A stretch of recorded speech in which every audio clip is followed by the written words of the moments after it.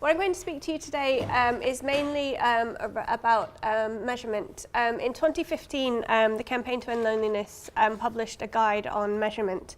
And we essentially took the view that there was a lot of questions about what measuring loneliness should look like. There was a lot of scales available, so we sort of evaluated what scales there were, and we wrote this guide giving guidance on how to use the different scales. And today I'm mainly going to just talk you through what we have available in the guide. And I'm going to start out just saying that loneliness is something that's really difficult to measure. We all have a different understanding about what it is, and everyone experiences it differently. But there's three main theories that define loneliness, and they all describe it as a negative, unwelcome, and painful feeling. We all recognize that loneliness is not just caused by a lack of friends or acquaintances, but it's also the need for a quality or a depth in our relationships and our social networks if we're going to prevent or alleviate it. It's also generally agreed that loneliness is not a static experience, and we may feel loneliness non-stop for a week, or it may come and go over the course of a day, a week, a month, or a year. So there's different durations of loneliness, and that also makes it difficult to quantify and identify. And it's important to remember from the outset that measuring loneliness is not always easy, and the different scales that I'll look at, they use different definitions of loneliness, and that having a different definition influences the questions that are eventually written.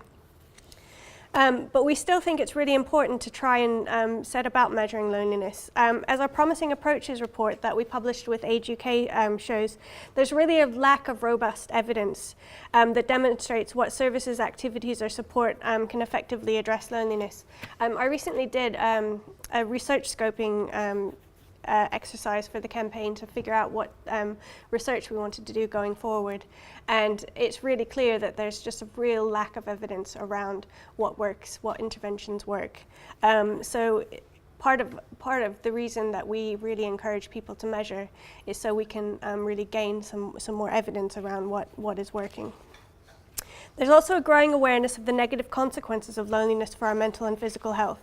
Loneliness increases our chances of dying earlier, and it's linked to chronic conditions including depression and dementia.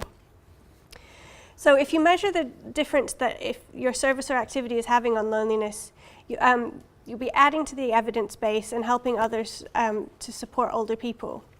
And we also know that you're improving the people's quality of life and health. But we'll also gain a better understanding of how your service is improving the way people feel about their connections, and not just counting the number of people they meet in a given day. So again, with loneliness, there's no agreed definition of loneliness, and I've sort of gone through why we would like to measure loneliness. One of the questions that we often get asked is about why specifically do we measure loneliness? And not social isolation or well-being. Well, we suggest that that you can also include isolation or well-being, but you really need to understand that this is different to loneliness. Social isolation is an objective state, and it only measures the number or frequency of social contact someone has. It doesn't capture how people feel about that contact. So you might have heard the saying that you can be lonely in a crowd. Well, this is particularly true for people who, say, live in care homes, or unpaid carers, or maybe in an unhappy marriage, or don't like socializing with strangers. So this is really getting at the heart of why we don't just measure the number of contacts someone has. It's really, you need to understand the quality and the quality of that relationship. And well-being is a broader concept which looks at our psychological and physical health as well as our social connections. So like isolation, it's related to loneliness, but it's not a proxy measure for loneliness. And at the campaign, we feel it's important to measure the difference a service is having specifically on loneliness.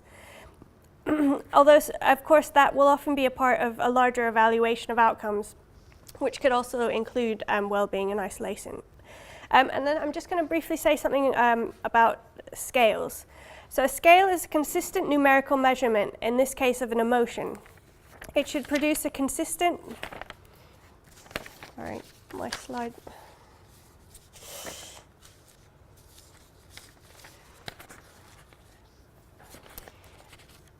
consistent numerical measurement of an emotion, and it really will show you how much of a difference you've made. And we can compare the impact for different types of activities and services. Oh gosh, I keep doing the wrong thing. Oh dear. Okay. So these are the 4 scales that we highlight in the campaign's measurement guidance. In addition to existing scales, we also created our own scale, which is the Campaign to End Measurement Loneliness Measurement Tool. The way that we compare the different scales are based on the length, the language, and how it was developed, and whether or not it mentions loneliness.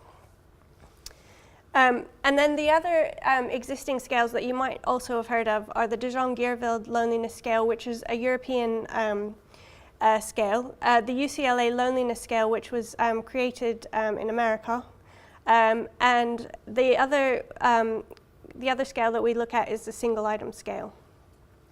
So for the Campaign to End Loneliness Measurement Tool, the definition of loneliness that we use, again, as I said earlier, the definition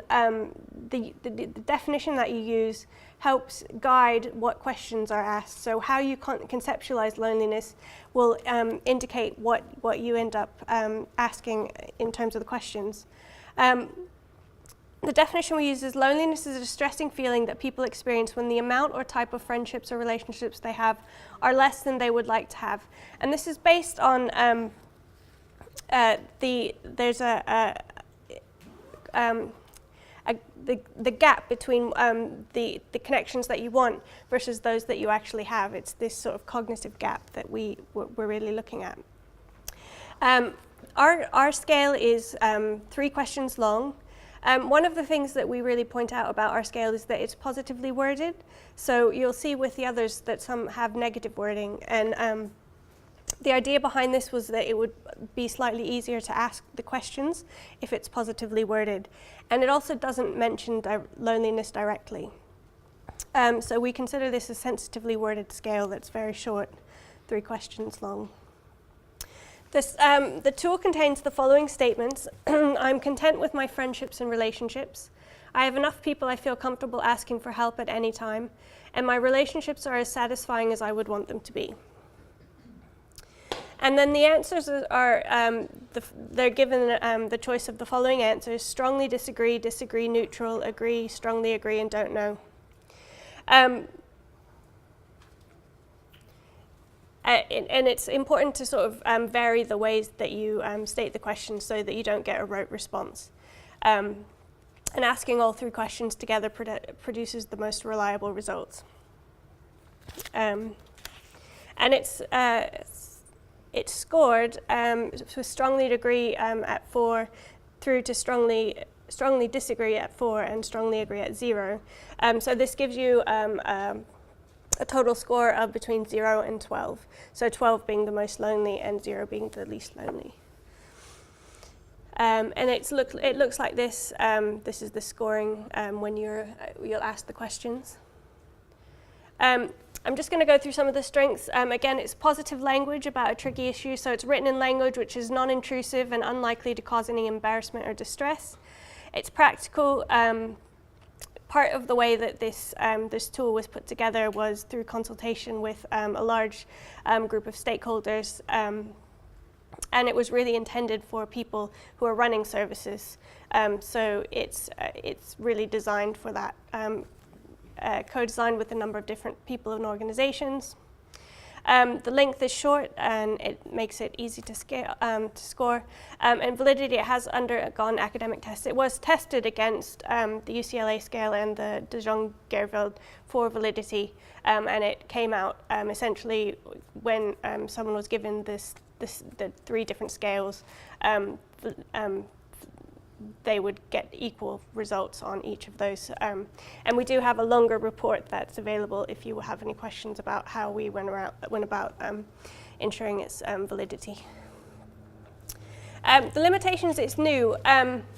It was launched about 1.5 years ago now, And I have had reports back from people who have started to use it, but we don't have a lot of evidence about the number of people who are using it. Because it's not yet been extensively used, unlike something like the UCLA scale that's been widely used, it's difficult to say. By using only positive language, it could possibly lead to respondent underreporting. And we do really stress that this is not a screening tool, that it shouldn't be used to establish whether someone should receive services or not. The De Jong-Gierveld loneliness scale. So this is probably, within academic studies, this tends to be the one that is used most widely.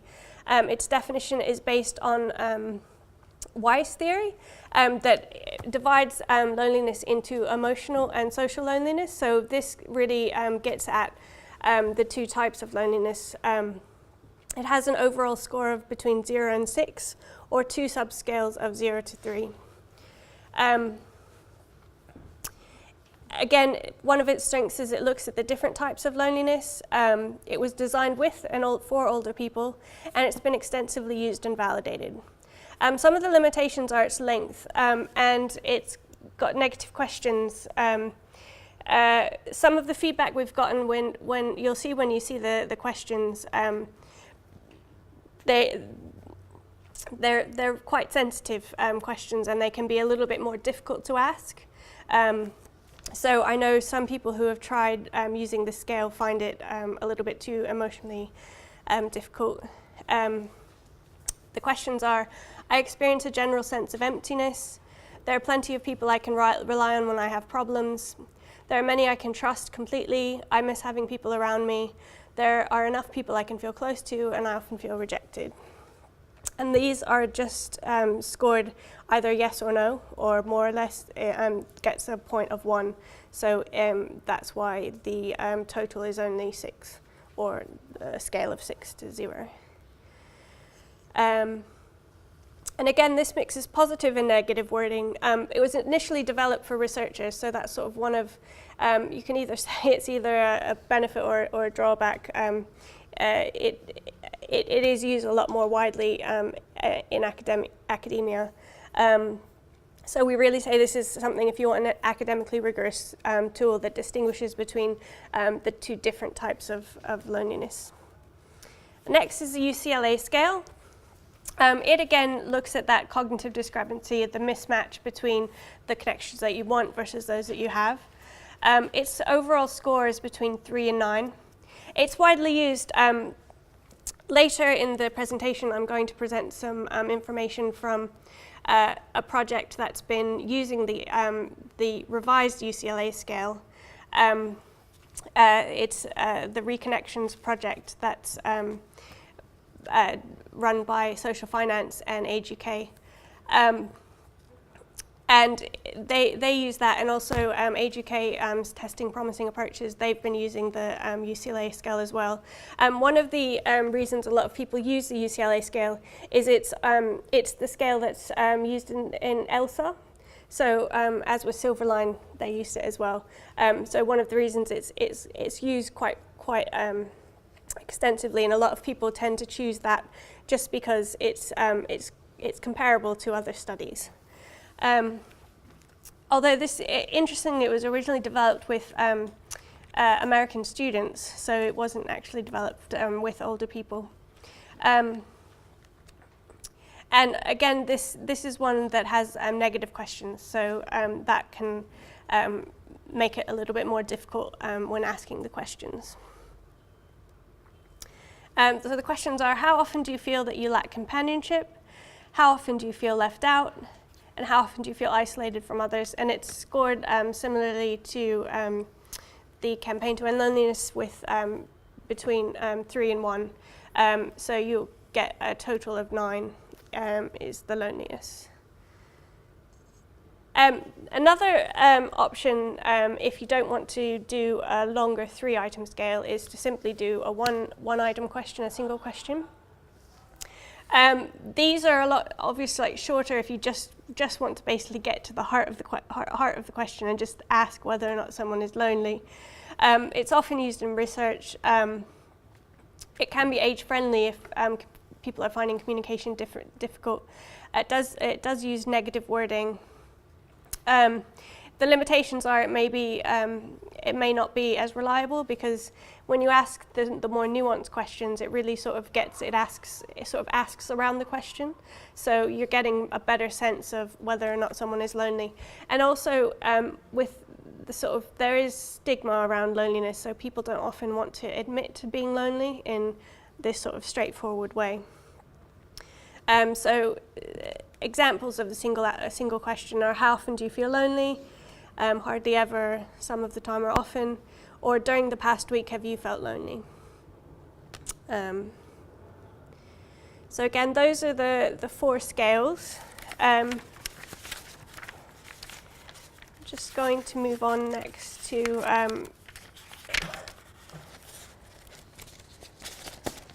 next section of my presentation, which is lessons learned from conducting the UCLA scale with the Reconnections project. Throughout the project's development, the Reconnection, I'll just explain what the Reconnection service is. It's a service that was set up by Social Finance and Age UK, Herefordshire and Worcestershire.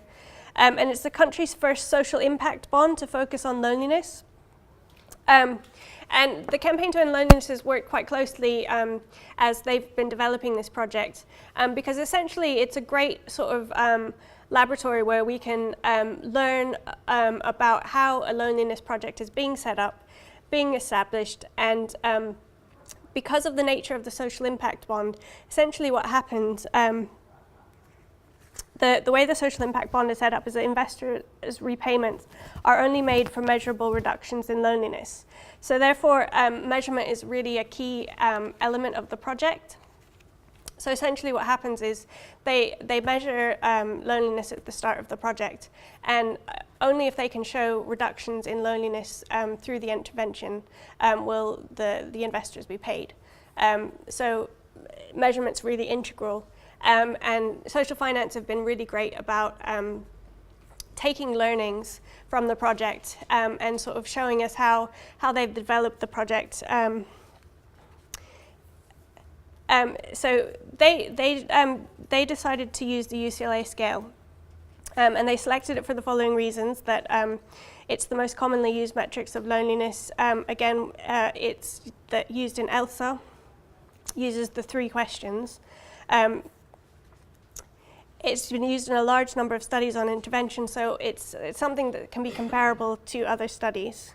And it's short. The version they use is a 4-question revised UCLA, and so far the Reconnections project has surveyed over 400 clients using the scale, and most of their surveys are conducted over the phone, and it takes an average of 10 minutes.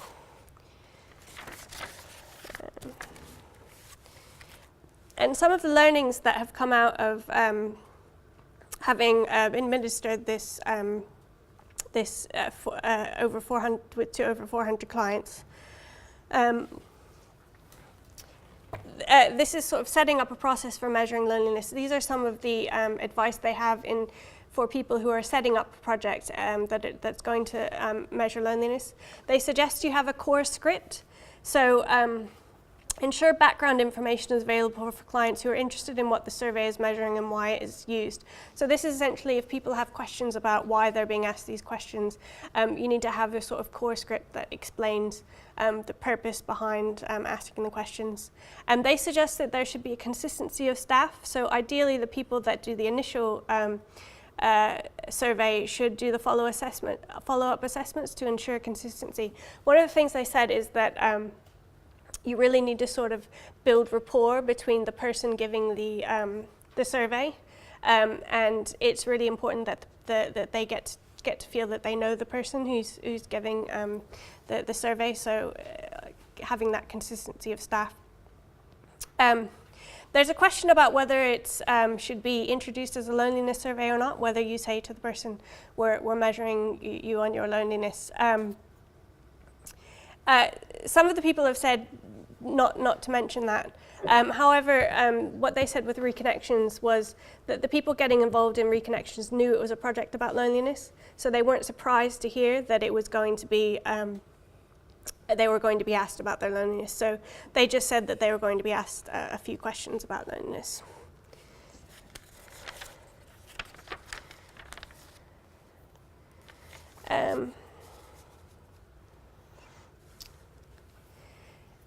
And these are some more sort of lessons that came out of it. Sort of their feedback in terms of after they'd given the questions, what we could learn from it. One of the problems is that sometimes understanding the question is difficult. So some clients might struggle to understand the questions and interpret what they mean. So I think in addressing this, what they've suggested is that just to be able to explain it in sort of synonymous language, so try to sort of talk around what they're getting at. Using the standard answer choices is sometimes difficult because clients struggle to answer the question with the set answers, and it can be difficult for them to remember the answer choices as they might need to be repeated multiple times. They said that giving the test, the survey, can sometimes take between 3 and 10 minutes, but some people it took even up to 20 minutes to get the 4 questions out, and that's partly just because answering the questions, they're having to sort of repeat the options over and over again, and also.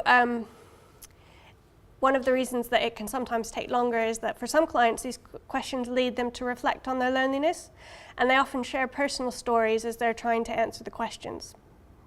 So the questions will bring up some emotional responses, and they might want to relate certain stories or things back to them. And for some, they said this is a positive experience because it allows them to connect with someone, but for others, reflecting on their loneliness can be painful. So it's key for the person taking the survey to build rapport with the client and make them feel listened to.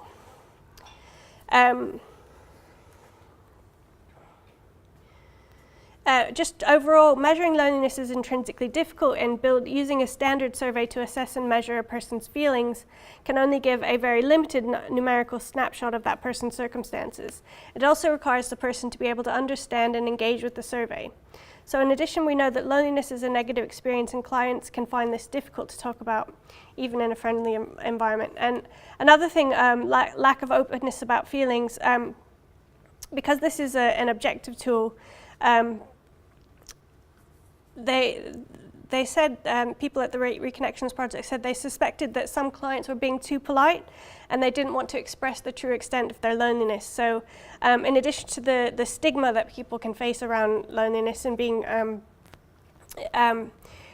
this being sort of face-to-face methodology, it could inhibit some clients from being open about their loneliness. So that was another. And then they just, this all comes from a report that you can find on the Social Finance website about their experiences with measurement. And one of the things they did was they pulled together some top practical tips. So they said to adjust your expectations. Measuring loneliness is hard, and it's difficult to prepare for the tricky conversations you'll no doubt have with the clients. So I think that's really sort of key to emphasize. We as the campaign sort of came up with this measurement guide, and we gave suggestions around how you can, which tools you can use. But I think one of the things that we didn't really recognize is how difficult actually talking to someone who might be lonely is, and how, sort of, we've had a lot of people come back to us and say, how do we deal with the emotions that this brings up? How do we, it's not just simply just asking questions. You're actually, getting quite intimate around people's emotional, their feelings, and that can be difficult. So it's really critical to sort of remember the sensitive nature of these questions, and that it's not just a straightforward asking questions. That it's going to bring up some sensitivity and emotion. They did say clients want to take a tangent from the question, so you really need to try and keep them on track. Don't assume or paraphrase, and always play the answer choice back to the client. So if you did, they were saying if you did have to paraphrase, then to come back to the actual answers that are given, because again, this is, in measuring, we are trying to get a sort of a quantitative exact answer, and so it really needs to be the exact answers that are in the given, everyone needs to be given the same answers. One of their advice was to just do it. You can't learn from textbooks. Just get on and start practicing.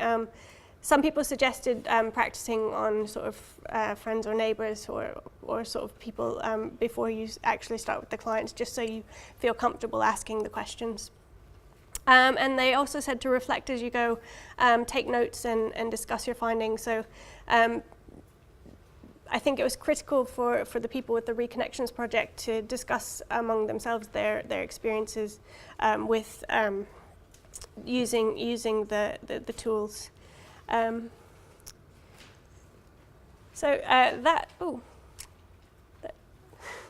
Slide's not showing up, but that was sort of a quick walk through the 4 tools that we suggest. I really suggest you read the guidance if you're interested in learning more about the tools, because we are encouraging people to use the campaigns tool. But because it's new, we're really wanting feedback from people who are using it. So we would like to know what works, what doesn't work, and we encourage people to share your findings. It did say write us a case study. That's what that is. Just for your sort of further information, I'm organising in the next couple of months 2 webinars on measurement. One will be an introduction to the different scales, so you probably won't want to participate in that one. But the second one, what I'm proposing is to have Vinal from Age UK, who's been evaluating their testing promising approaches program. He's got a lot of learnings from their experience at Age UK with using the UCLA scale on that project. He's going to be talking about their experiences as well as Lissy from social finance. So we're going to have a bit of a discussion around what it's drawing on similar lessons from the 2 projects to see how people have got on with measurement. And just the last slide, if you've got any questions, please contact me, and that's it.